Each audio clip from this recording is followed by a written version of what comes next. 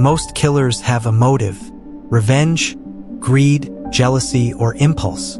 But what happens when the killer is just 12 years old and plans the murder of her entire family? This is the story of Jasmine Richardson, Canada's youngest convicted murderer. A bright, innocent-looking girl with no history of violence. A girl who grew up in a loving home, with a family that adored her. Yet one night, she helped slaughter them without hesitation. She wasn't forced. She wasn't a victim of abuse. She wanted this to happen. And the most terrifying part? She did it for love. Her 23-year-old boyfriend, Jeremy Steinke, convinced her that her parents were the enemy, that they had to die for the two of them to be together. But was Jasmine brainwashed by an older man? Or was she the mastermind all along? Today, we uncover the twisted truth behind the girl who killed her own family and walked free. Jasmine Richardson grew up in Medicine Hat, Alberta, in what seemed like a normal, happy home. Her parents, Mark and Deborah Richardson, were kind, loving, and hardworking. Her little brother, Jacob, was only 8 years old, a playful, energetic kid who looked up to his big sister. Jasmine had a good childhood. She had friends, got decent grades, and showed no signs of trouble. But as she entered her teenage years, something changed. She started rebelling. She ditched her old friends and began hanging out in the goth and punk scene. She spent hours online, lurking in dark chat rooms and gothic forums. Her parents weren't alarmed at first. They thought it was just a typical teenage phase. But then, she met Jeremy Steinke, and that's when everything spiraled out of control. Jeremy Steinke was 23 years old when he met Jasmine Richardson. And he was no ordinary guy. He believed he was a 300-year-old werewolf who drank blood. He idolized serial killers, obsessed over death and destruction, and romanticized violence. Jeremy's childhood had been troubled. He grew up in poverty, was severely bullied, and had a history of self-harm and substance abuse. He despised authority and believed rules didn't apply to him. Then, he found Jasmine, a young, impressionable girl who adored him, and he fed her lies. He told her that her parents were controlling her, that they were trying to ruin her life. And Jasmine? She believed every word. She became obsessed with him. When her parents forbade her from seeing Jeremy, she didn't resist. She plotted. If they couldn't be together in life, they would be together in death. And the only way to be free was to eliminate her family. Jasmine and Jeremy began planning the murders in detail. They exchanged disturbing emails and messages, talking about how they would slaughter her family. One message from Jeremy read, "It would be so much easier if they were just gone. Then we could be together forever." Jasmine responded, "I love you so much. I would do anything for you. Even this." This wasn't manipulation. This was mutual desire. On April 23, 2006, the plan became a bloody reality. Jasmine waited for her parents to sleep. The house was silent, nothing but the occasional sound of Jacob stirring in his room. Then, she crept downstairs and unlocked the door. Jeremy entered, his hands shaking with excitement. The first stop, the master bedroom. Mark and Deborah were asleep in bed. They had no idea that two people they trusted were standing over them with knives. Jeremy grabbed Deborah first, his knife sinking into her chest.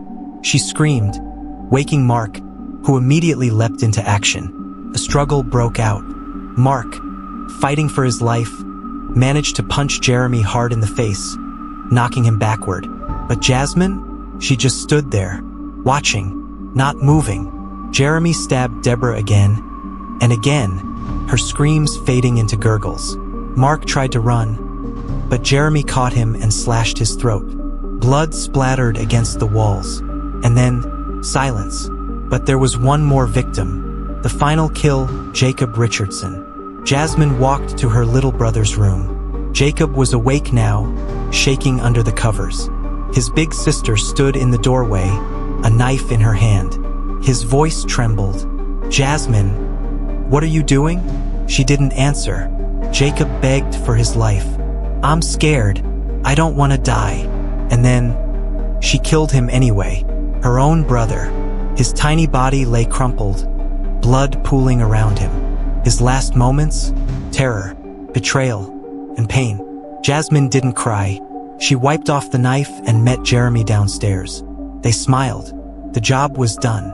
And as her family's bodies lay in their own blood, Jasmine and Jeremy, they left to celebrate. Jasmine and Jeremy fled the house, laughing and drinking alcohol in a basement. The next morning, a young neighbor peeked through the window and saw something horrifying: Mark and Deborah's lifeless bodies. He ran for help, but by then, Jasmine and Jeremy were already gone. The police launched a nationwide manhunt. They were caught the very next day, sitting casually in a diner, acting like nothing had happened. When questioned, Jasmine showed no remorse. She smirked. She joked. She acted like it was all some twisted game. She even told officers, "I loved my family, but I thought this was the only way." But what investigators found next was even more disturbing: the evidence that sealed their fate. Jasmine and Jeremy weren't criminal masterminds. They thought they would get away with it. They thought they were unstoppable. They were wrong. The first mistake: leaving a trail of blood. Jasmine and Jeremy weren't careful. They left bloody footprints in the house. Jeremy's fingerprints were on the doorknobs. And when neighbors noticed Jasmine missing and called police, it didn't take long for officers to piece it together. The second mistake: their love letters and online chats. Investigators searched Jasmine's computer. What they found: a goldmine of evidence. Hundreds of emails and messages. Detailed murder plans. One chat read, "Jeremy, we need to get rid of them. They're in the way." Jasmine, "I know. I want to be with you forever." Another, Jeremy, "The best way to kill is with a knife. Less noise. More blood." Jasmine, "I like that idea. Let's do it." This was premeditated murder. Cold. Calculated. Evil. The third mistake: their cocky behavior after the crime. The day after the murders, Jasmine and Jeremy went to a party. They bragged about what they did. They acted like they were characters in a horror movie. One friend later told police, Jasmine was laughing, like it was the best day of her life. That's when police closed in. A manhunt was launched, and within 24 hours, they were caught, calmly eating at a diner, acting like nothing had happened.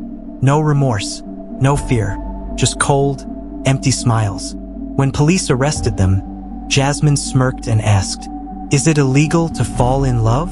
That one sentence would haunt investigators for years. Jasmine Richardson was only 13 years old at the time of trial. Under Canadian law, she could not be sentenced to life in prison. Her punishment? Just 10 years. Jeremy? Life in prison, no parole for 25 years. But here's the chilling part. Jasmine is free today. She was released in 2016, given a new identity, and now lives a normal life. A convicted murderer walking among us. Does she deserve a second chance?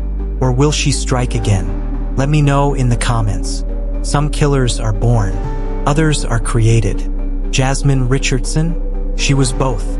Her story is a terrifying reminder that sometimes monsters come in the most innocent forms. Subscribe for more stories like this.